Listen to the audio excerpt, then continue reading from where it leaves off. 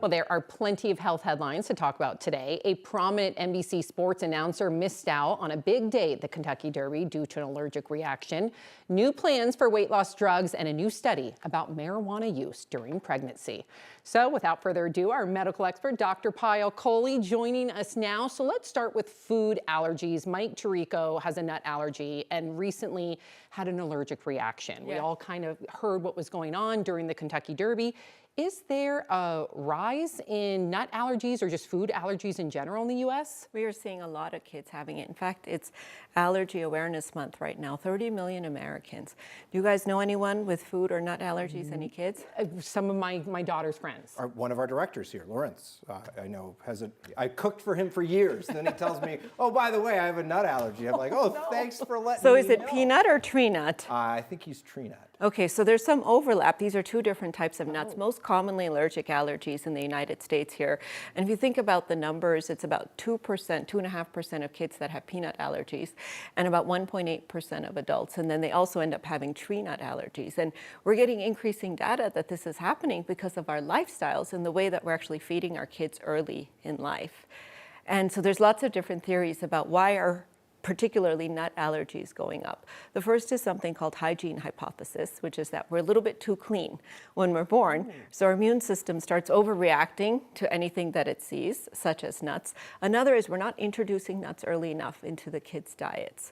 And so they say between 4 to 6 months, you want to start putting nuts in. Too much processed food for our kids changes their gut and the way that it works, and that can sensitize them to allergies. And one that I didn't know about, probably true in my niece because she has tree nut allergies, she has a lot of eczema. So her mom was using a lot of almond oil on her skin. And so even using those nut oils can cause absorption and sensitize the immune system. Interesting. I was going to say, we have 13-month-old at home. One of the things we were told by doctors is if there's no reaction, like keep feeding him peanuts. And so we do peanut butter on everything. Yeah, and that really teaches our immune system not to react. And it's very regional. So United States, we tend to have more nut allergies, but it's something we have to be careful about. If you're sitting on an airplane and eating peanuts, chances are at least one adult on that airplane has a severe anaphylactic allergy to peanuts. In fact, I've seen less and less peanuts being offered on airplanes, perhaps because of that. So another headline we want to get to, the World Health Organization plans to officially back the use of weight loss drugs to treat obesity in adults for the first time. So why is this significant according to you? And do you have a strong opinion on it, or? Yes, I mean, this is huge. We have been waiting in the medical community for the WHO to come on board. In fact, in 2023, they said they're not going to come on board. So this is a complete 180, and I'm so happy to see that.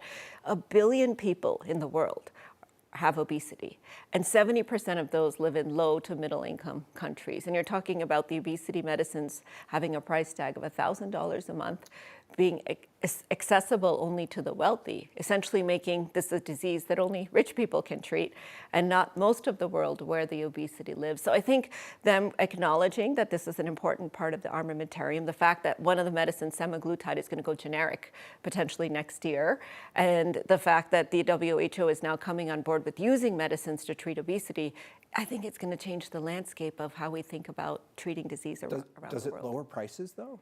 If it goes generic, it does, because then competition comes in. So when a drug is under patent, which is usually about 7 years after it gets FDA approved, they can charge whatever they want.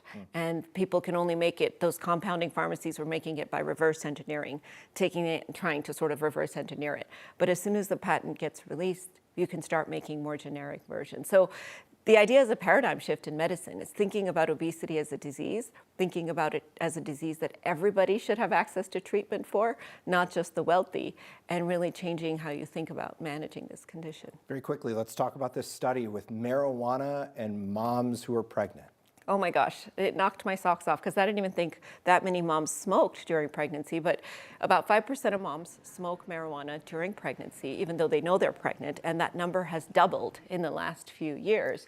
And what this study showed is that moms who smoke during pregnancy have a significantly higher rate of prenatal outcomes that are bad, including low birth weight, including preterm labor, but most importantly, including death.